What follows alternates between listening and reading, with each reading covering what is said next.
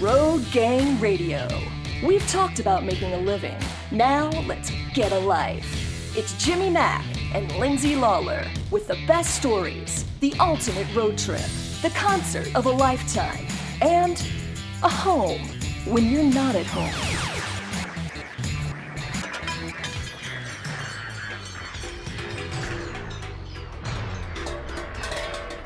The wheels have come off, but we're still rolling. Love that laugh. Love that Claire Marie Claire, laugh. she's so likable and yet so sinister. And I mean that as a total compliment. The best compliment I gave Claire this Halloween morning was I said, of all the people in the world that I know, you are the one that is most like a David Lynch character. And then Such romantic. Claire was like, "What a nice thing to say," and I meant it with all the nice. I'm oddly turned on, thanks, darling. Hello, is it me again? Is it me you're looking for? Hello, darling. Hey, speaking of being oddly turned on, A, Edward is joining us, and B, I watched A Nightmare on Elm Street last night. I haven't watched one. You know, Edward, I have this ongoing thing where Freddy still shows up in my dreams / nightmares. Okay. And every time in it, Edward, maybe you can analyze me here. Every time we have, like, I'm in love with him, we're in love with each other, and I'm like, Freddy, you don't have to do this. You can be a good guy. Like, come on.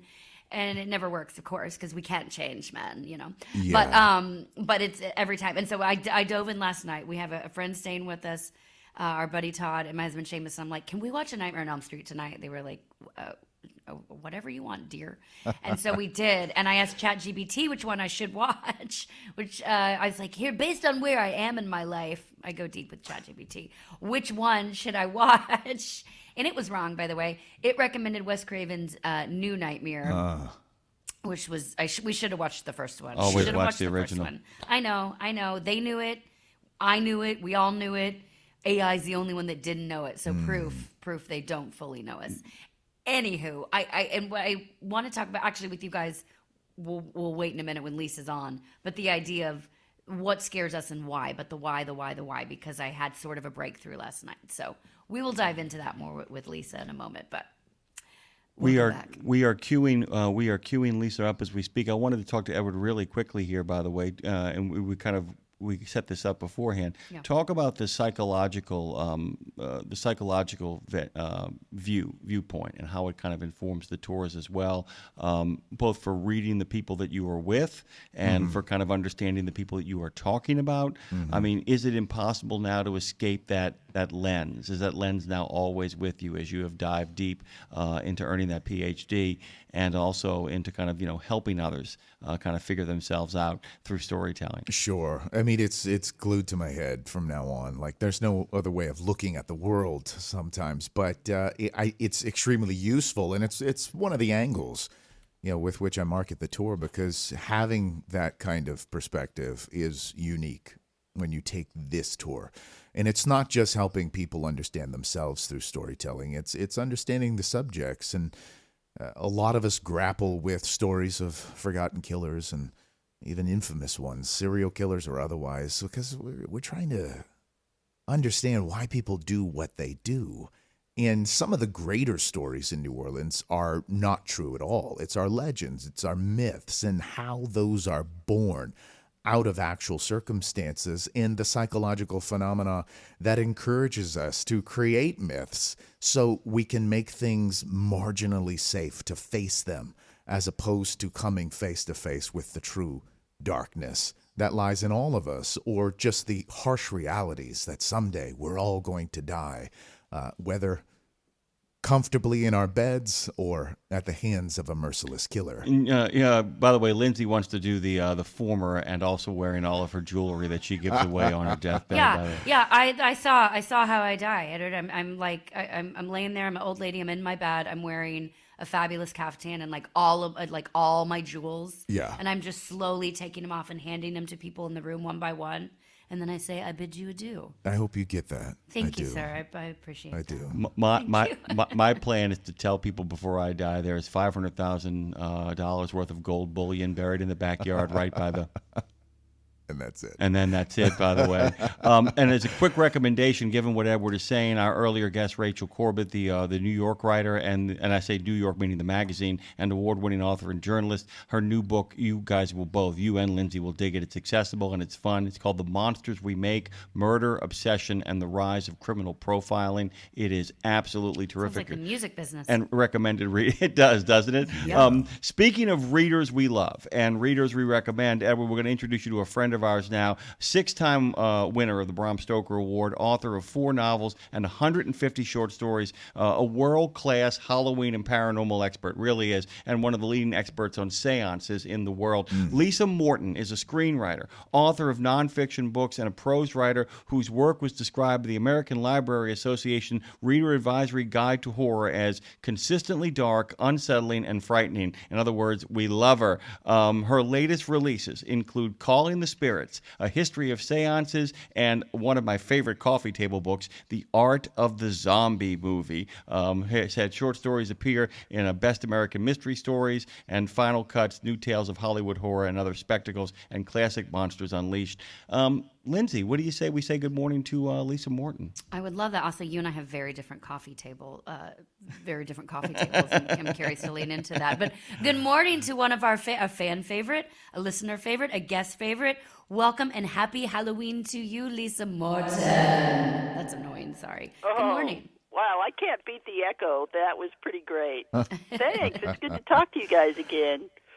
And Jim, introduce Lisa to Edward. Let's make a ghostly love connection here. So you'll love this. You will love this. A long friend of mine, Dr. Edward Timon, is joining us this morning. He's also a great tour guide for the city of New Orleans, and we are actually taking his Halloween tour tonight. We're going tonight on his tour to kind of go through the French Quarter and get his vision of all the creepy, amazing stories, both real, some of them legendary. But Edward, meet Lisa Morton. Good morning, Lisa. Why, hi. God, a haunted tour of New Orleans on Halloween night. I mean, that's pretty close to unbeatable. Equal It parts can be. epic and cliche. Yeah. Yeah, right. Lisa, I want you to catch people up on what this week has been like for you, because we follow each other on social media, and I am basically trying to kind of avoid like reaching out and saying hi, because you are literally racing from place to place. You are ubiquitous. When you're not making appearances that you've been scheduled to make, you're trying to see everything cool regarding Halloween. Tell us about the last couple of weeks in Lisa Morton world. Yeah, it's pretty crazy. I mean, it's crazy this time every year. The Halloween interview requests usually start around June or July, but by the time you hit the last 2 weeks or so of October, now you get all those last-minute things. Hey, can you talk to blah, blah, blah radio, or can you talk to the news, or can you talk to a magazine or newspaper or whatever? And it's just a lot of them end up going, okay, we're kind of holding you in the back to see if we can move forward from this, and then you never hear from them again. So, I learned long ago to not do the ones that translate to me having to get up at like 4 in the morning, because you get up and it's like, oh, it's the BBC, oh, it's Australian television, and you get up at 3 in the morning, and then at like 2:59 they come in and say, oh, sorry, we just aren't going to get to you. We've never done that to you. When we were on the West Coast, when we were doing the show at the Crack of Doom, Lisa, we never did that to you, which is why Lisa Morton on Halloween is joining us, Lindsay. On Halloween. No, I know her. Feels very No, you guys are always great. But, yeah, I'm a little hoarse from all of it at this point. Well, we won't make you sing. That's okay. I'm a big jackass. But go ahead, Lindsay. Sorry. Oh, my God, that is true. That is true. I'd like to actually hear Lisa and Edward have a conversation about this. Because I noticed Edward had put in one of his things in his notes, the idea of what storytelling can do that facts alone can't. And it made me think about the idea, because also I watched one of the Nightmare on Elm Streets last night, and Lisa, I've had a long time. I remember seeing one of those way too young that has like stayed in my brain, and so Freddie haunts me to these days. But I sat and thought about it last night. I'm like, what is it really? I broke it down in my head, and I'm like, what is it that is scaring me? It's not even what's going to happen if Freddie does get me. It's the leading up to, right? It's the not knowing. It's the not understanding what's going on behind the scenes, so to speak. So I would love to hear each of you talk about, it's, if you just told me facts about what happened in something, and you just like bullet pointed, say, a famous murder, ghost story, if you bullet pointed facts, I'd be like, okay. But it's in the storytelling, at which you two, both Lisa and Edward, do in very different yet beautifully complementary ways. It's in the storytelling where we feel the emotion, and therefore that's when the fear and uncertainty set in. Correct me if I'm wrong, but I'd love to hear both of your takes. Lisa, you go first. Yeah, absolutely. I have a lot of writer friends, and one of the things I hear over and over from them is, well, I don't know how to write nonfiction. And I always say to them, it's just like writing fiction. Your goal is the same. You're trying to entertain people. You're trying to tell a story. Your story should have a beginning, a middle, and an end. It should build to some kind of satisfying emotional climax. And it's funny that all the fiction writers, as soon as you put it to them like that, they go, oh, okay, maybe I can write nonfiction. And so absolutely, yeah, it's all about the art of involving people and getting them kind of on your side and taking them on that journey. And what are your thoughts on that, by the way, about the structure, the delivery systems we have to construct to tell scary stories? Well, yeah, and even more so with Edward, especially pertaining to his doctorate, like the a little more expanding the psychology behind the emotion rather than the facts. Sure. In 2025, there is information everywhere. I mean, we have far surpassed the information age. We're now looking at what we've regarded as slop when we talk about AI. Right? It's the Katrina of information. Yeah, for sure. And you had a personal experience with this, with the recommendation of an awful film. And so you understand, like, there is a conveyance of information in abundance. So we're no longer in a place in our lives, I think, where we're kind of thirsting for information. We're starved, however, for wisdom. And wisdom is, hopefully, at least to some extent, a shell of wisdom is what we can extract from stories. And I always like to say that wisdom is a marriage of knowledge and experience. And the only way that we can experience things, typically, empathetically speaking, is through storytelling. Outside of dealing with the crazed killer or the mafia boss ourselves, is to be able to project ourselves into the situation, to extend ourselves and imagine ourselves as if we were there. Before all of my tours, I tell each and every person to consider the French Quarter not as a registered historic landmark that smells like urine, but a time machine. And as we step through those streets, we imagine ourselves as if we were there, walking alongside the people that we're going to discuss tonight, and try and understand them better, and hopefully not make some of the same choices. I want to throw this back to Lisa, by the way, because Edward just made us all smile and laugh with the urine reference. Everybody understands that. Urine reference. I've had a chance to actually break bread with Lisa. Her, and her husband and I, we all went out to eat, and they took me out to a Chinese restaurant, and I can't tell you, we spent more time laughing and smiling than almost anything else. Yeah. And Lisa, there's a real connection I have found that the ability to tell a joke is often the ability to scare people as well. And can you kind of talk about the idea of creating variety in telling a ghost story, in the idea of not letting it be one simple tone poem? You do this a lot in your writing as well, too. There is a verve and a joy that goes into your writing as well that is ever present, even in the scariest of moments. Can you kind of talk about that a little bit, about how, ultimately you say a story has to have a beginning, middle, and an end, and you also remember that people have to be entertained. Can you kind of breathe into that? Yeah, of course. Horror and comedy are kind of weirdly related, as are horror and tragedy. And one of the things that any good storyteller does is give those, it's like a roller coaster. It has to go up and down, and then at the end you save the biggest hill for the end and the biggest slide down. And in terms of comedy, comedy, I think, works best in horror because it gives you that little relief after the big scare, and that's why you often hear people laugh, excuse me, after something really scary in a movie or a haunted attraction or something, because they've had the little scare, they survived it, it was fun, and now you can release that tension. And a really good storyteller knows how to build that into their story. I don't use a lot of humor in my stuff, although I will occasionally use black humor. Yeah. But definitely those moments where you can like slow down and think about what you just read. And sometimes that slow down and let people think can make things even scarier. Are you creating space, like Edward was talking about the idea, are you creating space for wisdom and contemplation? I mean, is that a fair assessment of what's going on when you're kind of putting together a story that, that there are horror things that don't have any moral except what the audience decides to put on them, and there are horror writers who are, and my New Orleans accent horror, who are actually making space to actually say something, and Do you feel like that is something that you do actively, or do you feel like that just kind of begins to work its way in?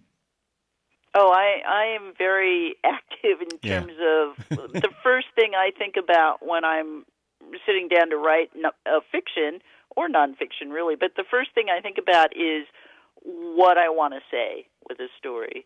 And sometimes a story will just start with me being angry about something. I see something I don't like that makes me really mad, and it's like, okay, I'm going to go write about that. And then you start working with metaphor and how do I, maybe if it's like, say, a current situation that's making me really angry, I will find some way to put that into a horror trope. And that thing I saw on the news is now a monster. And but if you do it really well, people will feel the anger that you're feeling and be horrified and maybe even guess what it is that the story is really about.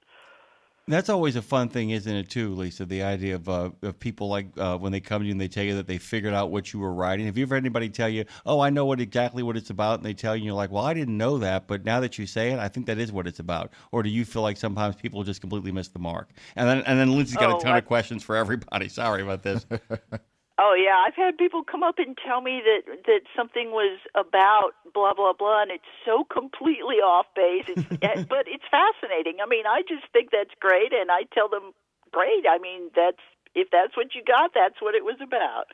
Yeah, that's the old, what is it? They tell you what it's about, and you say, "Did you like it?" "I loved it." Then that's exactly what it's about. Then you got it absolutely correct. Lindsay, you got some stuff, right? Well, no, I'm just thinking, of course, I'm thinking back to We Should Write, and a show, Lisa, that I host over here about the healing power of writing. And I'm thinking now, maybe I could work out some of my own fear. I always encourage people to work their stuff out through writing. And I I'm like, maybe I there's some fear stuff that I could work out through writing that I haven't. And I mean, specifically as it pertains to spirits and things that go bump in the night and things that I can't control. And I wonder, from a fiction standpoint, here's the question and a recommendation, perhaps. If someone wanted to sort of work through something they were scared of, would you advise them, either of y'all, both of y'all, advise them to attack it from more of a fictional or non-fictional standpoint? Because, for instance, we had a guy on the show who actually healed his PTSD, or helped heal his PTSD through writing a fictional story about a character who went through the same things he went through, but took it sort of off of him. So as it pertains to ghosts or a haunting or something that keeps us up at night, would you write that through a fictional or non-fictional lens to sort of work it out? Lisa, go ahead first, because you can't see me. Edward's sitting in studio with me, so go ahead first. Oh, okay. Yeah, I would say it depends on the person. I mean, I know journaling is huge, always has been, and that a lot of people, if they just sit down and write the experience for themselves, end up working it out more. Some people find it much more satisfying to put it into fiction. That's certainly me. I've never been a big journaler. So I think it just kind of depends on the individual. I have a question for Lisa from the chat, by the way. Do you know the name of the guy that moved to the U.S. that was the Ripper suspect that had the murder hotel? Do you know that guy's name, Lisa? Name of the guy who moved to the U.S.? I don't know. It rings a bell. Murder I know about the Hotel. murder hotel, the infamous murder hotel. I think it was in Chicago, right? It was in Chicago. We can't think of the name, but I figured if we had any crack at the title, it would be H.H. Holmes. That's him. And that's him, H.H. Holmes. There you go.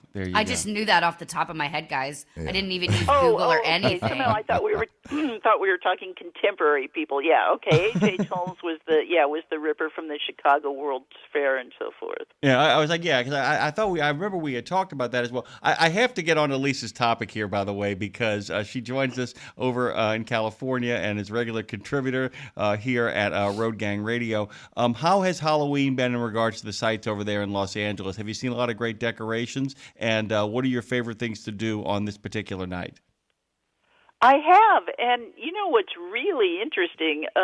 There are many more houses decorating this year. Yep. Even in my little area, I'm up in the hills. I'm in a cul-de-sac. I am often the only house for blocks around that would decorate for Halloween, and this year a lot more around here are decorating. And a couple of weeks ago, we did a tour of some of the bigger home haunts in Southern California. There is actually a list of these things that tell you when they're opening and when you should go see them and what they are. And we made a list and we drove around Burbank this time, and there are some insanely great home yard haunts out there. My favorite one, I think, was something called the Pumpkin Cemetery over in Burbank. But it seems much bigger this year. We were also astonished that here we were driving around on a Sunday night 2 weeks ago, and the streets in front of these haunts were absolutely jammed. I mean, you had to park blocks away. There were people already in costume, people taking their kids, and that was a really amazing sign. I also, final follow-up on all of this, I wanted you to tell Edward, because this is really cool. You do a lot of seance work in regards to the history of it. You don't conduct seances, but you do a lot of history work for it. Don't you do something on the Queen Victoria? Am I remembering that correct? The Queen Mary? Queen Mary, sorry, the Queen Mary. I have done an overnight paranormal investigation on the Queen Mary, and we're not that far from it. We go there once or twice a year. Very cool. But correct me if I'm wrong, Lisa. You're which I find fascinating. You're a bit of a skeptic yourself, even though you've made a whole life and career out of this. Am I wrong? But she's coming along. Yeah, no, I am a skeptic, although I think of myself as a compassionate skeptic, because I don't like the cynical skeptics who just immediately say, oh, that's ridiculous, you didn't see a ghost or whatever. I never, ever discount anyone's encounter. And my answer is that I'm not sure it's spirits of the dead, but I have no idea what it is that's going on.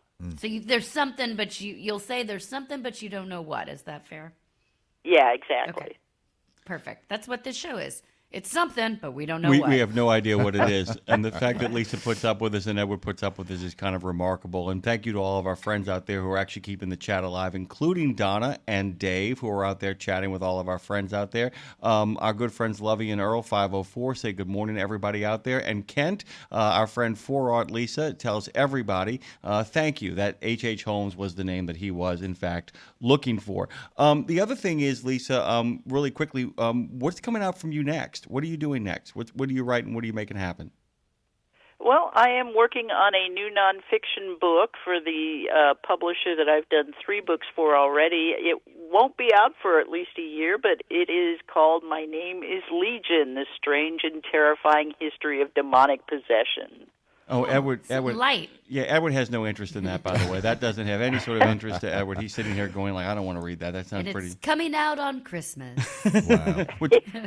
Which, by the way, in case you guys don't know, Lisa, if we can convince her after this debacle, if we can convince her to actually join us at Christmas, she always gives us a really great history of telling ghost stories at Christmas as well, too. As far as I'm concerned, Lisa, the starter pistol of the spooky season has only just begun. What does tonight look like before we got to get you and Edward out of here? I do my own little yard haunt. We've been doing that for about 10 years, and I think this year we went bigger than we've ever gone before. So And I mean that literally because, yes, we have a 12-foot skeleton standing in front of our house, and we're hoping to get a lot of kids this year. We had the most we've ever had last year, and this year being a Friday and maybe we're a little bit better known, we are looking forward to handing out lots of candy. And what do you hand out? Like what are we talking? Full-size bars. Yeah, full-size bars. What are we talking here? Well, I confess I do the fun size. I can't afford full-size candy That's bars, okay. but I do try to give every kid 2 of those. So. Okay, we'll see. And she's saying candy bars. She's not giving out apples or toothbrushes, guys. So this is a good stop, we'll just say. Oh, heck no. It is caramel and candy apple day. And by the way, we were talking about grandmothers earlier. My grandmother used to give out caramel apples on Easter. On Easter. That's how crazy she was. That's interesting. Caramel apples on Halloween. That's a tradition that I wish would come back, except that nobody would trust them or take them. Nope. Lisa, we can't have anything fun anymore. I want to tell people also, by the way, you can find Lisa at lisamorton.com. You can find her on Lisa Morton INLA, Lisa Morton in LA on the gram of Insta, Lisa Morton 165 on the Book of Face. And she does have her YouTube channel, although I don't know how do we find you on YouTube? Because all I have is this code that I'm not going to read aloud because it would make people crazy. How do we find you on YouTube? I would say just go to lisamorton.com. You will find a link there to my YouTube. And we are, by the way, going to stream live tonight at 8 p.m. Pacific time from our haunt. And guys, if you want to get some of those fun-size candy bars and see the skeleton, Lisa's address is 7620. Oh, no. Lisa, we adore you. Thank you for making time on your biggest day of the year. Oh, my God. Thank you so much. So much fun. Do you dress up at home or do you wear a robe? What do you wear when the children come to the door? I have a really silly Queen of Halloween T-shirt that a friend bought me Perfect. a few years ago, so I feel obliged to wear that. Perfect. Well, you are the Queen of Halloween, and Edward is our king. So thank you so much for making time for us. Thank you, Lisa.